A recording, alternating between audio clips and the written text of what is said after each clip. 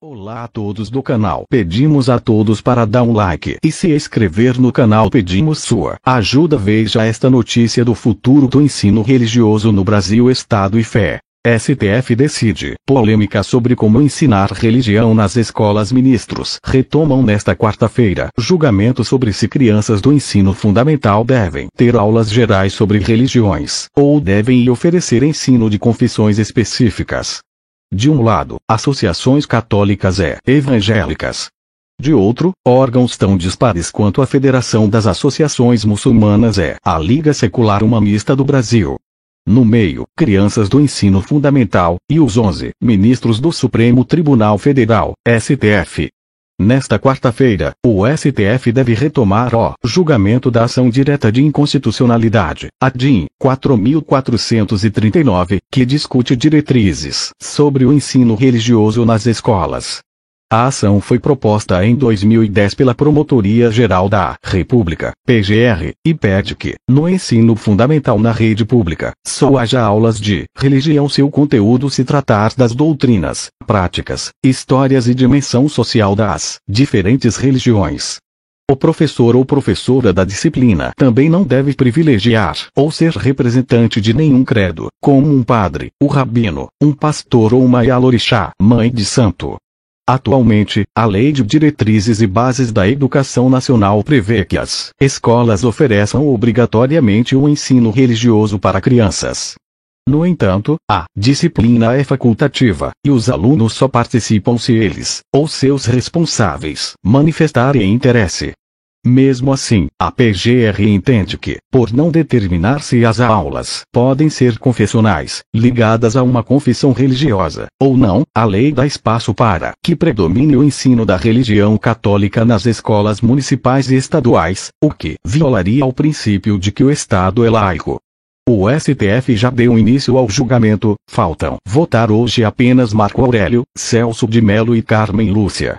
Após as duas primeiras sessões em que o STF analisou a ação, o placar está em 5 votos contra o pedido. Alexandre de Moraes, Edson Fachin, Dias Toffoli, Gilmar Mendes e Ricardo Lewandowski, e 3 votos a favor do pedido da PGR, Luiz Roberto Barroso, Luiz Fux e Rosa Weber.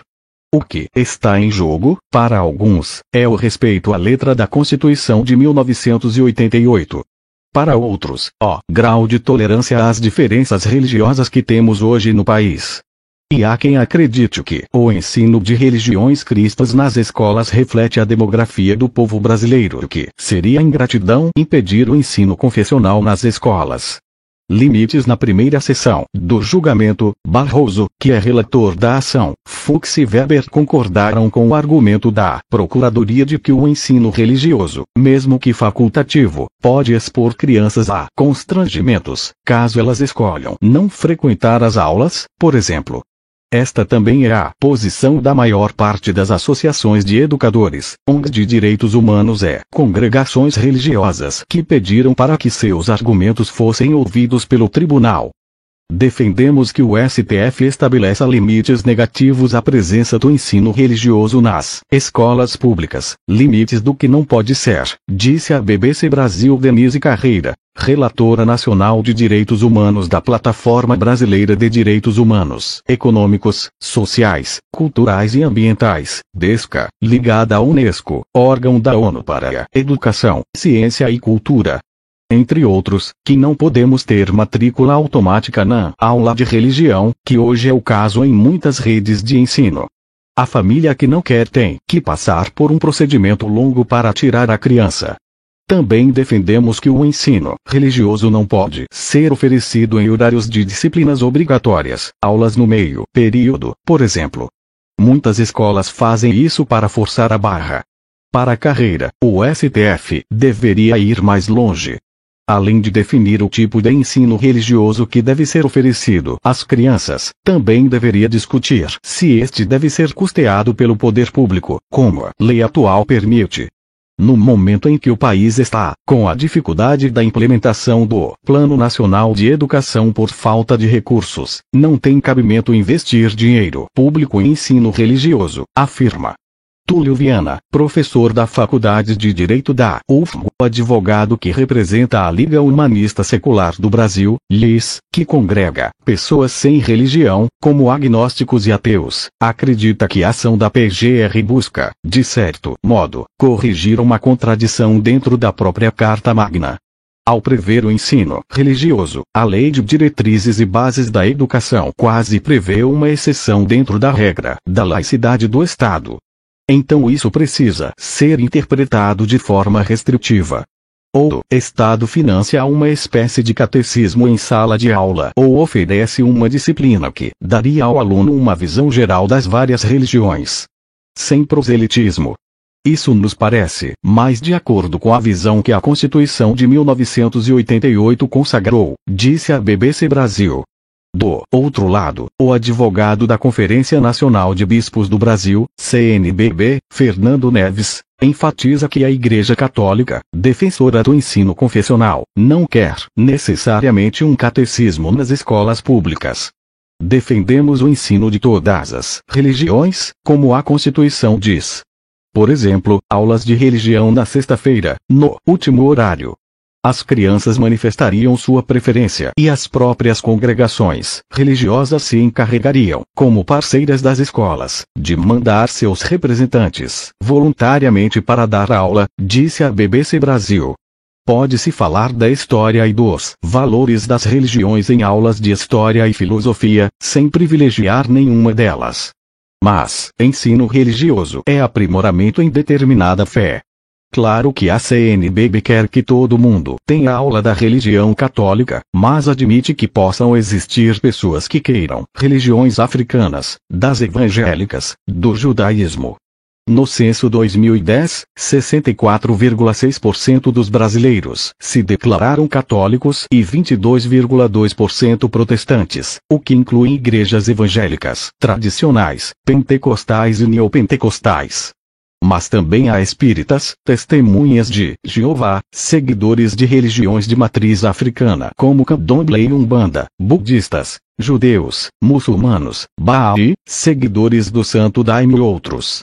Como garantir que todas elas possam estar representadas, mesmo sob demanda, na grade curricular?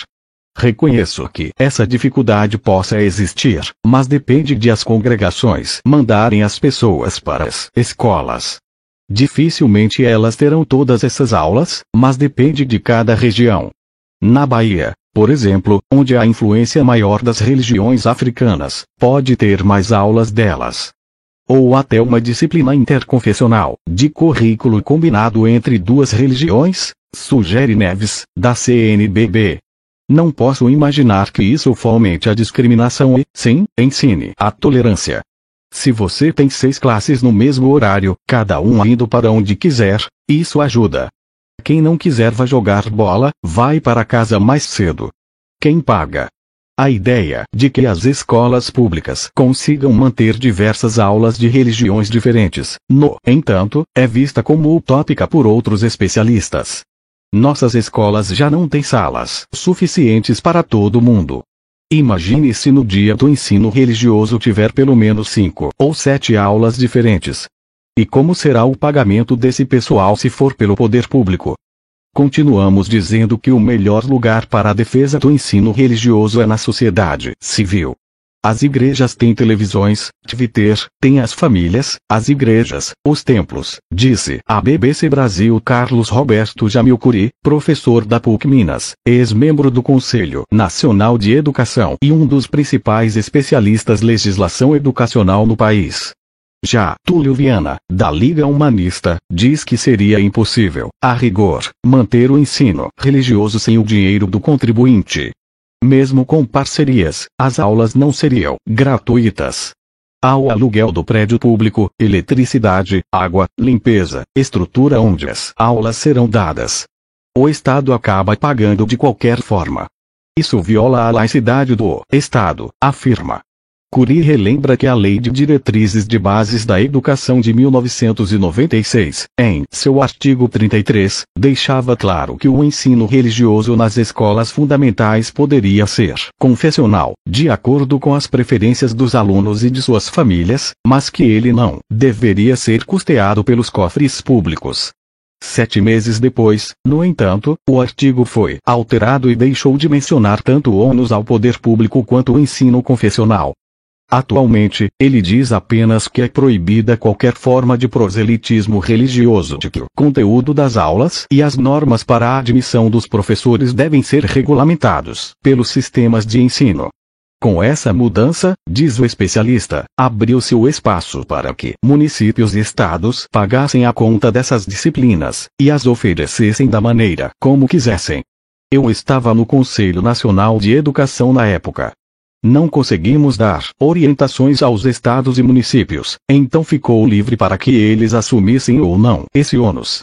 Em muitos estados, já havia uma tradição vinda do regime militar de remunerar os professores de religião, diz Catolicismo e outras hoje. Segundo Cury, a maior parte dos estados brasileiros custeia aulas de religião nas escolas públicas, em muitos casos, disciplinas ligadas a uma religião específica, geralmente cristã. Soma-se a isso o fato de que, em 2010, o Brasil assinou um acordo com o Vaticano, Decreto 707/2010, que previa o ensino católico, aberto também a outras confessionalidades para crianças do ensino fundamental. A ação da PGR também pede que o STF considere esta parte do acordo inconstitucional. O acordo assinado do Brasil com o Vaticano é inferior, superior ou igual à Lei de Diretrizes e Bases. Eu acredito que é inferior. A Constituição está acima de um acordo assinado com uma só denominação religiosa, afirma o jurista. Mas para o presidente da Associação Nacional dos Juristas Evangélicos, ANAJURE, Uziel Santana dos Santos, professor da Universidade Federal de Sergipe, seria ingratidão impedir o ensino confessional nas escolas. Entendemos que, em primeiro lugar, o ensino público foi criado no país historicamente a partir do século XVI com a chegada dos primeiros jesuítas, ou seja, por cristãos. No século XIX, houve as primeiras escolas protestantes. É uma certa ingratidão histórica querer extirpar do ensino público o ensino religioso, disse a BBC Brasil. Santos acredita que não deve haver privilégio de nenhuma religião, mas admite que professores cristãos podem acabar sendo contratados com mais frequência nas escolas. IBGE diz que mais de 90% da população é cristã. Então o recrutamento das religiões que representam o povo brasileiro estaria decidido aí. Não estou dizendo que só haveria professores cristãos, mas isso não seria problema, porque reflete a demografia do povo brasileiro. Mas não seria difícil encontrar professores para religiões minoritárias em todos os municípios do país. Indaga a reportagem. É difícil achar professores para outras disciplinas também, responde o jurista. Se numa próxima Assembleia Constituinte se decidir extirpar o ensino religioso, é possível. Mas não foi esse um modelo aprovado em 1988. Nesse sentido, nós precisamos resgatar a estabilidade do texto constitucional. Intolerância. De acordo com Carlos Roberto Cury, no entanto, o que está em jogo no julgamento do STF é uma questão anterior à pergunta sobre quem paga pelas aulas de religião nas escolas municipais e estaduais. Esse debate é um termômetro do nível da sociedade brasileira de tolerância ao diferente. E esse nível está muito baixo, afirma. Segundo ele, houve um aumento de episódios de intolerância religiosa entre crianças de escolas públicas nos últimos anos. Até mesmo a grande loja maçônica do Rio de Janeiro, GLMRJ, pediu para participar do processo, motivada por episódios de intolerância contra religiões africanas no estado. Maçonaria não é religião. Por isso, não tem nenhum posicionamento favorável ou contrário a qualquer religião. Mas maçonaria defende as liberdades, e se posiciona contrária a qualquer preconceito e intolerância religiosa. O Estado é laico e deve permanecer laico, disse à BBC Brasil o coronel da PM Ubiratã, Ângelo, mestre maçom, espírita kardecista e membro da Comissão Permanente de Direitos Humanos da GMLRJ. Para Viana, da Liga Humanista, a ideia de separar os alunos do ensino fundamental em turmas de religiões diferentes, mesmo que pontualmente, também pode ser um estímulo à intolerância. Temos que pensar que tipo de sociedade queremos construir. Um modelo em que a convivência religiosa só é possível com a separação, ou um modelo em que as crianças aprendem desde cedo que existe uma diversidade de crenças e que elas podem conviver? Indaga. Se o STF abre um precedente desse, podemos começar a ter conflitos religiosos que não tínhamos. A decisão do STF não afeta, em princípio, as escolas privadas. O próprio ministro Barroso, relator da ação no tribunal, disse na primeira sessão que as escolas privadas podem estar ligadas a qualquer confissão religiosa, o que é legítimo. Olá a todos do canal. Pedimos a todos para dar um like e se inscrever no canal. Pedimos sua ajuda. Veja esta notícia do futuro do ensino.